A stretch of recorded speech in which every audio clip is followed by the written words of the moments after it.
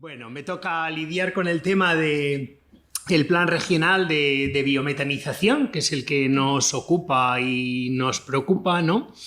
El biogás en Castilla-La Mancha, un plan regional que viene para solucionar absolutamente todos nuestros males, el calentamiento, la soberanía energética, los residuos, el sum corde. Pero bueno, aquí está la pregunta, ¿es realmente lo que parece?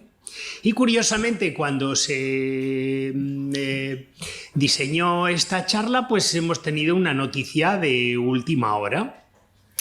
Y la noticia es que va y resulta que el gobierno de Paje ha iniciado un segundo proceso público para implantar de consulta pública y todos nos hemos quedado, hostia, yo lo primero que pensé, hemos ganado.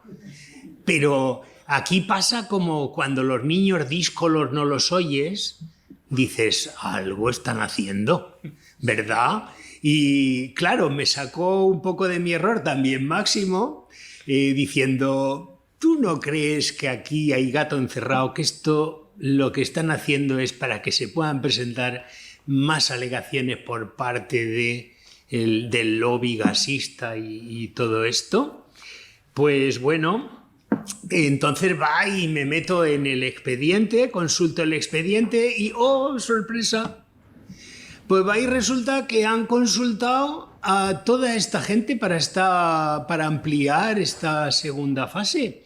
Veis, Asociación Española de Biocircularidad, Biocirc, Asociación Española del Biogás, AEBIC, Asociación Española del Gas, Sedigas, Plataforma Tecnológica Española de Biomasa, Bioplat, y además también a nuestros eternos amigos, la Asociación Nacional de Criadores de Ganado Porcino Selecto, la Asociación Nacional de Productores de Ganado Porcino, Amprogapor, Asociación Regional de Ganaderos de Porcino de Castilla-La Mancha, Argapor, y luego pues a una serie de sindicatos, ¿no?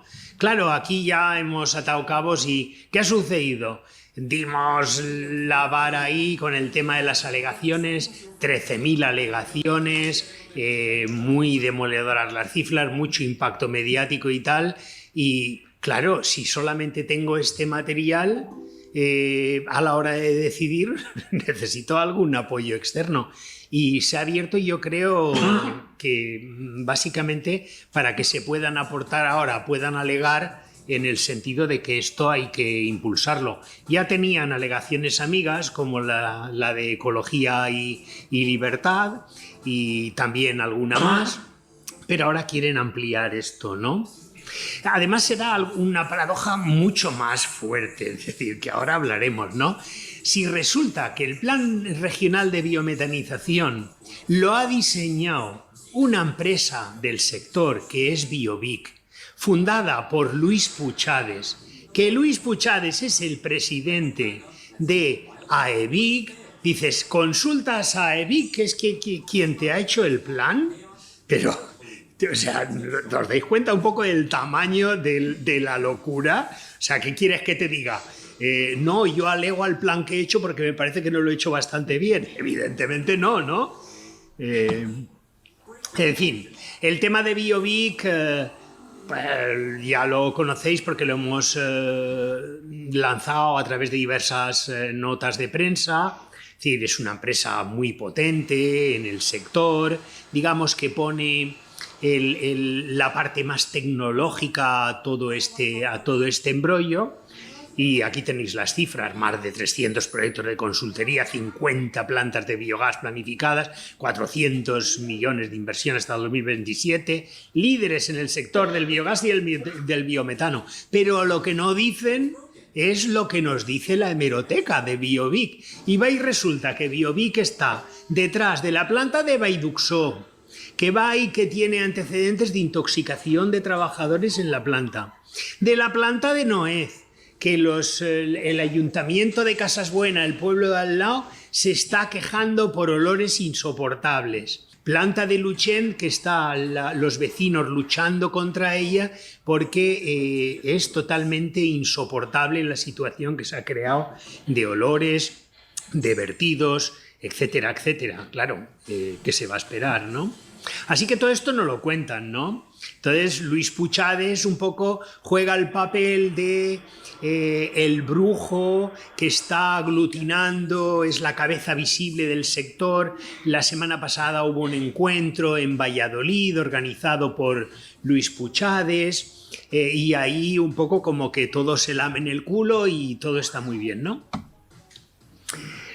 Claro, le encargaron a Biovic el diseño del plan regional de biometanización y de la ruta del biogás, pero por concurso público no, evidentemente por designación a dedo. Quiere decir que aquí como funciona el rollo es que estos grandes empresarios tienen contactos dentro de la administración, establecen contacto, oye, aquí ahora este es un sector en auge, tenéis que hacer algo para facilitarlo, tal cual, ¿no? Y entonces, vale, pues sí, hay que desarrollar el sector. ¿Y quién nos lo puede hacer? No, técnicos de la administración, no. ¿Qué coño? Esto lo tiene que hacer una empresa del mismo sector y así ha sido. 2 contratos a dedo de 15.000 euros, no es mucha cantidad, pero claro, es que el beneficio que se va a obtener no es de los contratos, es de lo que venga después, ¿no? Los ejes principales del plan, pues lo incluye dentro de las energías renovables, es una gran mentira, es decir, vamos a ver, el sol, el viento fluyen de manera continua, pero ¿me quieres decir tú que vas a producir biogás si no produces residuos? ¿Dónde está la renovabilidad? Tú necesitas producir residuos. Si los residuos es lo más contaminante, pues me interesa mantenerlos para poder mantener la producción. El tema de la gestión de residuos, que luego entraremos, dices, ahora de repente a todo el mundo le entra una preocupación, llevamos denunciando el tema de los purines, de los lodos, de todas las mierdas que tiran por ahí, un mogollón de tiempo, y siempre nos han dicho que eso no es un problema, que es un buen abono, que nos inventamos lo de la contaminación, todo eso, y ahora de repente han aparecido de la nada en un año 15 millones de toneladas de residuos, que hay que hacer algo con ellas, por favor. ¿Qué pasa? Coño, ahora valen dinero, ¿no? Fertilizantes, el tema de fertilizantes. Ahora resulta que también hay un problema de erosión, hay un problema de retención de agua del suelo, de falta de materia orgánica y hemos descubierto que ahora con el digerido de las plantas, pues eso lo vamos a solucionar, ¿no? El sector ganadero, claro, es que el sector ganadero también tiene una importancia muy grande en la región y entonces hay que apoyarlo, hay que mantenerlo. Y la descarbonización, que es la mentira ya con mayúsculas, que viene ligado a lo de energías renovables. Descarbonización, ¿sabéis en qué se basan los cálculos de huella de carbono de las plantas de biogás?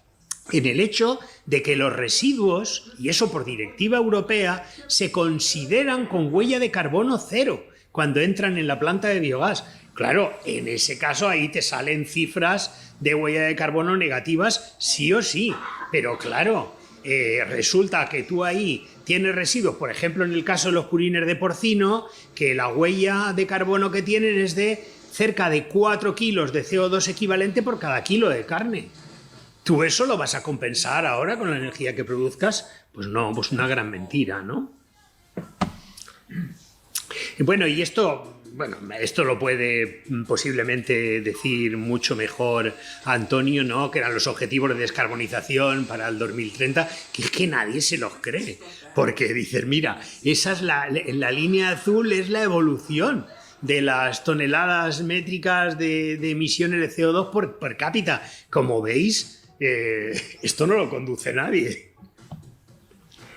Esto es lo de los residuos, han aparecido ahora. ¿Cómo se gestionaban? ¿A quién interesaban antes, no? Claro, gestionar un residuo adecuadamente supone que pierdes rentabilidad en lo que tú produces. Entonces, aquí lo que se va a priorizar es la rentabilidad y no la gestión del residuo, ¿vale? Pero ahora que el residuo, precisamente por todos estos motivos de la energía y tal, se ha convertido en dinero, pues ahora es cuando interesa gestionarlo, ¿no? Pero no por cuestiones ambientales tampoco. Es la gran mentira de todo el plan regional de biometanización. Es que no se hace por cuestiones ambientales, ¿no?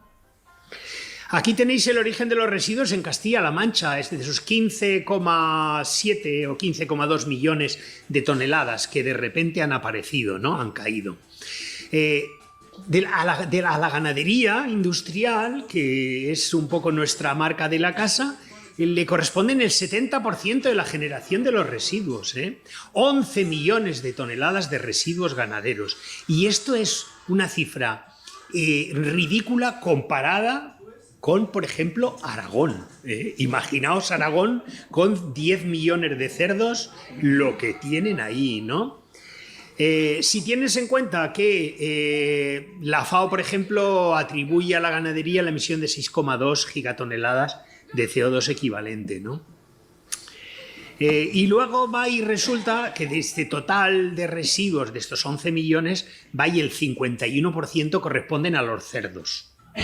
Y palabras de nuestra consejera de Desarrollo Sostenible: la industria del porcino tiene mucho margen de crecimiento todavía y tiene que seguir creciendo porque nuestra economía lo necesita. Y además los residuos ganaderos, va y resulta que ese 70% del total de los residuos, solamente al convertirlo en biogás nos va a generar el 19% del biogás. Es decir, la ineficiencia es totalmente extrema.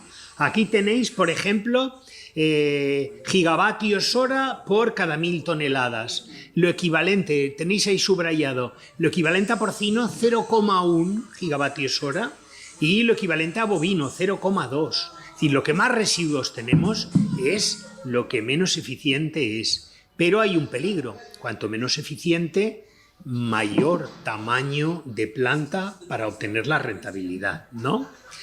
Y luego el plan es totalmente inconcreto. Claro, es que lo ha diseñado una empresa del sector y lo único que le interesa es generalidades y no poner demasiadas limitaciones a esto, ¿no? Entonces aquí tenemos que el rango de plantas se mueve entre 40 y 100 gigavatios, pero no especifica, ¿vale? Y nos encontramos con la sorpresa de que se están tramitando ya plantas de 180 gigavatios. 180 gigavatios son plantas que superan las 300.000 toneladas. Por ejemplo, en sentido de Sió, en Cataluña hay plantas ya de 450.000 toneladas, pero es que se planean plantas hasta de 1 millón de toneladas, ¿no? Y estas son las cifras. Es decir, además tiene un problema el Plan Regional de Biometanización. Es que, aparte que lo han hecho con el culo, es que va y resulta que nada más se puso en marcha cuando ya todo el sector estaba totalmente desmadrado. Es decir, ya habían empezado a entrar proyectos y va y resulta que a día de hoy no se ve muy bien, pero el tamaño de planta medio que está existiendo es de 155.000 toneladas, el medio.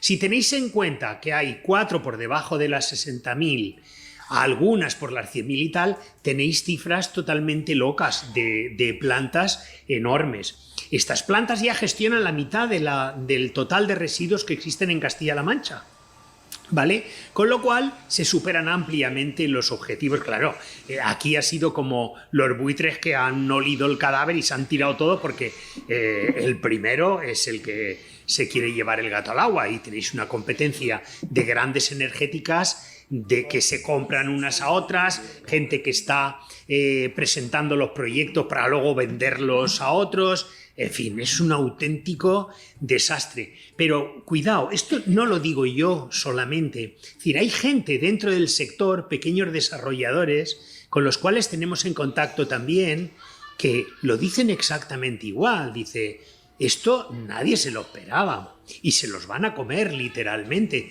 Si saben que hay una burbuja y saben que esto es totalmente insostenible, pero tampoco tienen la opción de colocarse al margen porque les dices, bueno, cread vosotros un grupo de presión para que la cosa vaya en otro sentido. Pero ¿quién va a crear un grupo de presión delante de lo que está sucediendo, no?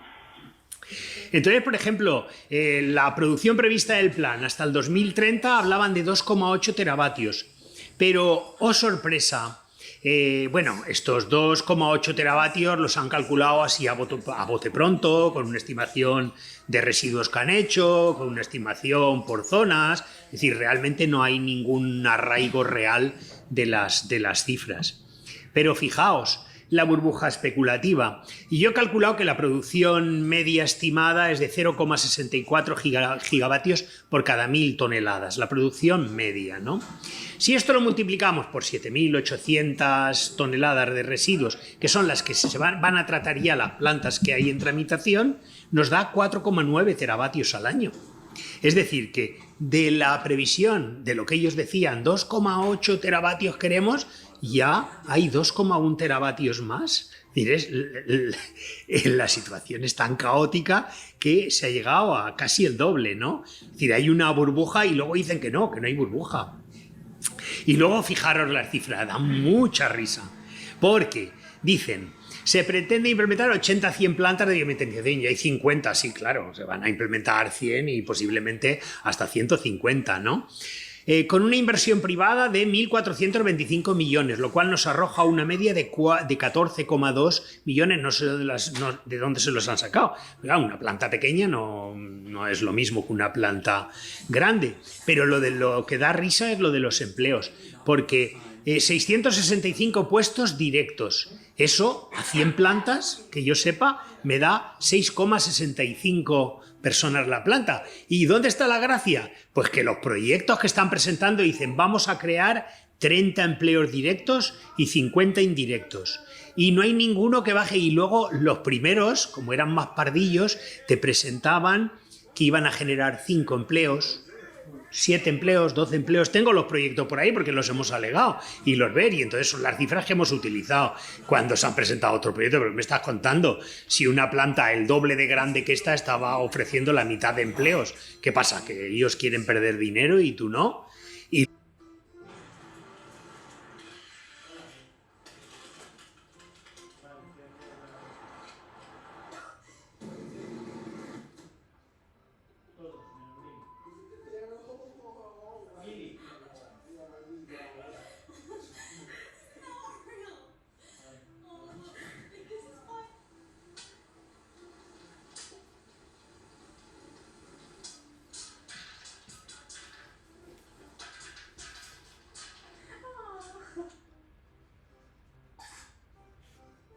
This is why Santa banished you from the North Pole.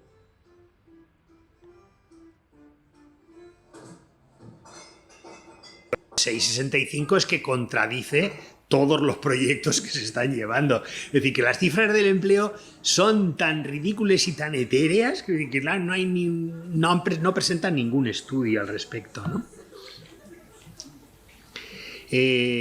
A ver si pasa. Y luego uno de los argumentos que dan es que la gestión centralizada de los residuos va a solucionar el tema de contaminación que suponen los residuos actualmente. Y te preguntarás, ¿pero cómo es eso? ¿Cómo? Si actualmente las empresas gestoras de residuos no las controla absolutamente nadie. Os lo digo por conocimiento, por ejemplo, en la Manchuela, en La Mancha, en la Serranía Baja se están utilizando los lodos para abonar campos. Entonces estamos viendo lo que se está tirando y estás denunciándolo al Seprona y el Seprona a lo mejor va y luego va a la empresa. Y entonces la empresa le enseña el certificado de la analítica, que la analítica está bien, y tú le dices, pero ¿no ves que ahí hay un trozo de botella de este tamaño? Y la analítica está bien. Yo no puedo hacer nada. Sin control va a haber problema ambiental y control no hay. Control no hay y es muy difícil, ¿no?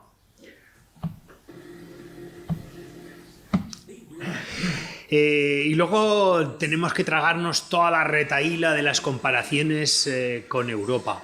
¡Coño! Pues en Alemania hay 10.000 plantas de biogás y nadie se queja. Y en Francia hay no sé cuántas y nadie se queja. Hombre, vamos a ver, depende del tamaño de la planta, la gente se queja o no. En Francia puedes buscar, y yo que hablo francés también, puedo buscar en la hemeroteca y veo que hay movimiento de contestación también en planta. Hay movimiento de contestación en Irlanda, hay movimiento de contestación en Dinamarca, hay movimiento de contestación en todas partes contra determinado modelo de planta. Además, el modelo alemán es que no tiene absolutamente nada que ver con el que se implanta aquí.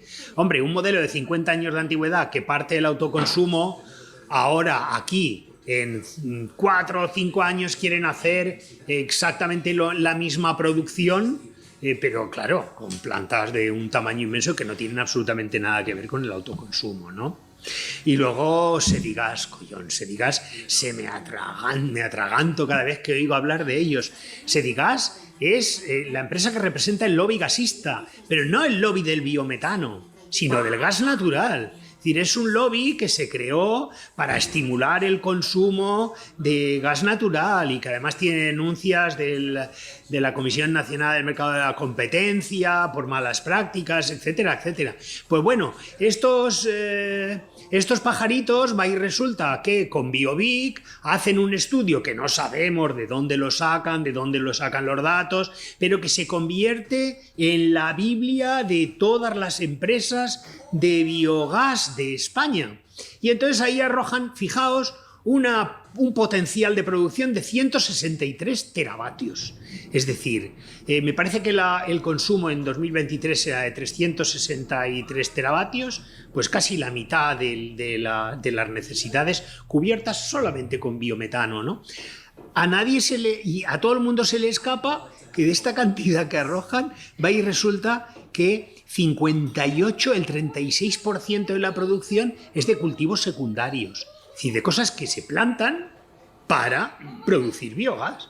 Dices, en España, en un país semiárido, tú vas a coger las tierras y sembrarlas para llevarlo a hacer biogás, y vas a consumir agua para eso, pero menuda locura. Bueno, pues estos iluminados hicieron este estudio y hasta la ruta española del biogás creo que en algún momento lo comenta. Europa rebajó las expectativas, el potencial según Europa era de 130, pero bueno. Entonces aquí, ¿cuál es el camino? Porque aquí nos proponen un camino de tratamiento de residuos, pero nosotros pensamos que hay dos caminos, está el tratamiento y está la reducción. ¿Cuál sería el más correcto? Y aquí tengo 3 preguntas, ¿no? Pregunta primera, ¿es posible disminuir significativamente las emisiones sin reducir la producción de residuos? Pensadlo un poquito. ¿Creéis que es posible esto? Pregunta segunda, ¿es posible seguir creciendo y a la vez reducir las emisiones? ¿Nos cuadra? Y la paradoja energética. Si yo llego a producir energía que necesito a partir de residuos, ¿voy a reducir los residuos o voy a producir cada vez más residuos? Y me voy a clavar en el bucle este que yo lo equiparo a la paradoja del movimiento perpetuo, que era una cosa que en algún momento la gente se pensó, pero claro, en total contradicción con las leyes de la termodinámica, ¿no? Y luego aquí tenéis lo de la huella de carbono, la falacia de la huella de carbono. Abajo. Sí, vale. Vale, entonces la propuesta del gobierno regional y Biovic he intentado simplificarla aquí, y es que se trata de que haya una mayor producción industrial y ganadera, ¿vale? Que esos residuos, los que van a generar unos residuos que vamos a aprovechar para producir energía, y con esa energía después la vamos a reintroducir al sistema, y con eso y con 4 cositas más vamos a poder seguir creciendo y además vamos a reducir emisiones, ¿no? Y aquí gráficamente con el tema de la ganadería industrial, esta diapositiva me la han machacado gente del sector del biogás porque no la entienden, evidentemente, ¿no? Es decir, necesitamos mucha energía para criar 6 veces más cerdos de los que necesitamos. ¿Por qué digo 6 veces? Si comemos 3 veces más carne que la que necesitamos y luego resulta que los 2/3 se dedican a exportación, haz cuentas, y con 1/6 de lo que se produce, pues ya tendríamos bastante, ¿no? Esto produce, claro, tiene un coste en producción de residuos, pero que los queremos convertir en gas renovable y otra vez eso es el bucle, ¿no? Bueno, requisitos que deben cumplir las plantas de biometano, está la localización. Bueno, para la ley de proyectos prioritarios. Claro, es que previamente al Plan Regional de Biometanización apareció la ley de proyectos prioritarios, que lo que pretendía era impulsar las plantas de biometano que básicamente se abastecieran de purines, ¿no? Sí que es verdad que había unos requisitos más estrictos respecto a localización, respecto a tratamiento del digerido, ¿vale? Pero bueno, no hay muchos. Hay gente que ha tenido la desgracia de que se han tramitado como proyectos prioritarios, por ejemplo, Socuéllamos o Campo de Criptana y tal, ¿verdad? Que se han tramitado como proyectos prioritarios porque la tramitación es totalmente al margen de la tramitación ambiental. Y una vez te la han tramitado como prioritario, a ver cómo desmontas eso, ¿no? Y luego la gestión del digerido, ¿no? Esto es lo que dice el plan del digerido. Todos los digeridos tienen la capacidad de ser aplicados a campo directamente de los digestores sin procesamiento. Tú puedes sacar la mierda, ese residuo que obtienes y tirarlo directamente al campo. Hombre, dependiendo de con qué hayas alimentado al biodigestor, ¿no? Digo yo. Porque si lo has alimentado de determinadas sustancias, pues eso no lo veo muy bien. Sin embargo, aunque sea pero ellos mismos dicen, aunque sea un material totalmente estabilizado, a ver, estabilizado se entiende un material cuando deja de tener determinadas emisiones, es decir, cuando dejan de haber reacciones químicas en su interior, de metanización o de compostaje, etcétera, etcétera, ¿no? Sea un material totalmente estabilizado para propósito de reducción de volumen y manejo de los nutrientes. El digerido puede separarse en una fase sólida y otra líquida. Puede, no es obligatorio. El mismo CSIC tiene estudios que desaconsejan la utilización directa del digerido, es decir, aconsejan un tratamiento del mismo y si no, un proceso muy riguroso de analíticas tanto del digerido como del suelo. Tú no puedes tirar eso, tú no sabes los nutrientes que contiene, los nutrientes que va a necesitar esa tierra. Y entonces el modelo de gestión del digerido va y dejan la puerta abierta, o bien la propia empresa lo puede hacer, o bien empresas de gestión de digeridos o el mismo titular. Las primeras, muchas, el mismo titular presentaba la gestión del digerido y la separación sólido-líquido, el compostaje, el sólido, etcétera. Pero los últimos que yo he leído, todos se lavan las manos y o bien la fase sólida o la fase líquida se la entregan a gestor autorizado. ¿Qué problema tiene también la fase líquida del digerido? Claro, tú en un biodigestor cuando metes purines, el contenido de nitrógeno que te sale en el digerido es exactamente el mismo que el que entró en los purines. Con lo cual, si eso lo utilizas para abonar, pues tienes el mismo problema que tenías con los purines, la contaminación de los acuíferos. Con lo cual, tienes que someterlo a tratamiento. El tratamiento es caro. Ósmosis inversa, ultrafiltración, en fin, una serie de procesos que son caros y entonces tienes que retirar los nutrientes y a partir de ahí puedes hacer algo con él, ¿no? Pero no, posiblemente ni siquiera esto. Lo van a someter a evaporación y lo van a vender como fertilizante líquido concentrado, ¿no? Las distancias mínimas de aplicación del digerido sí que establecen unas distancias mínimas, 1000 metros a núcleos, en fin, ahí se ha mojado mínimamente. Los tipos de planta contempla 4 tipos de planta. Yo creo que el que más se extenderá será el de codigestión sin destino final. Cuidado, hay muchas plantas, sabéis que una de las cosas que van a digerir las plantas son los residuos Sandage, ¿no? Residuos Sandage tienes purines, tienes restos de matadero, tienes restos de industrias cárnicas, pero también tienes cadáveres. Y por eso cuando decías lo de los cadáveres para la obtención de energía, eso ya aquí ya lo han desarrollado bien. Es decir, cogen los cadáveres de cerdos, que hay una producción, claro, ten en cuenta que una granja de 5.000 cerdos puede tener un 5% de mortandad, eso son muchos gorrinos, y si multiplicas por los millones de gorrinos que hay y sacas el porcentaje, tienen muchos cadáveres pudriéndose por ahí, ¿no? Entonces el cadáver lo tienen que someter a una pasteurización, a una esterilización, someterlo a alta temperatura durante un tiempo, en una especie de autoclaves, pero esos vapores, la gente, los técnicos del sector lo saben. Eso es lo peor que existe en el mundo, los vapores que salen de ese proceso, ¿no? Y luego el almacenamiento de sustratos tiene retos técnicos muy importantes, claro. Una planta grande, aparte de todos los rollos de transporte, es que los procesos de almacenaje, de sustratos, de descarga de camiones y tal, dicen, no, el digestor es hermético, sí, ya lo sé. Pero, ¿y todos los procesos que hay? Algunas plantas ofrecen el tratamiento en nave cerrada, con presión negativa y tal, para que no se escapen los olores, todo se va a descargar ahí, todo va a ir por abajo. En fin, yo, dependiendo de las sustancias que queréis que os diga, no me lo creo demasiado, sobre todo en plantas de un tamaño como las que se están diseñando, ¿no? Y luego esto es lo que dice, claro, habla de que tienen que tener un plan de comunicación las plantas.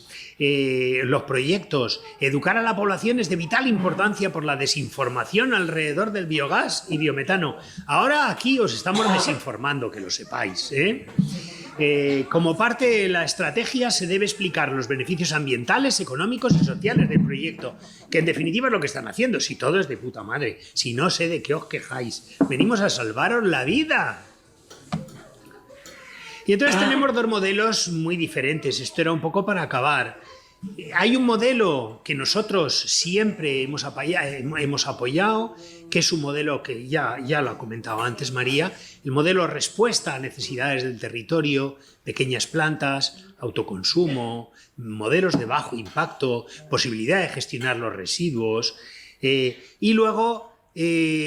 ¿para quién legisla la administración? Pues ahí resulta que la administración no legisla para nosotros, ni legisla para medio ambiente, sino que está legislando para 4 chorizos que se quieren llevar el gato al agua. Y entonces, en un caso, el objetivo prioritario es un adecuado tratamiento de los residuos, las primeras plantas que aparecieron, autoconsumo y respuesta a necesidades energéticas locales, tratamiento de residuos de proximidad generados en la comunidad, limitación del tamaño para prevenir impactos y riesgos y menor generación de residuos que los hace como mucho más manejables, ¿no?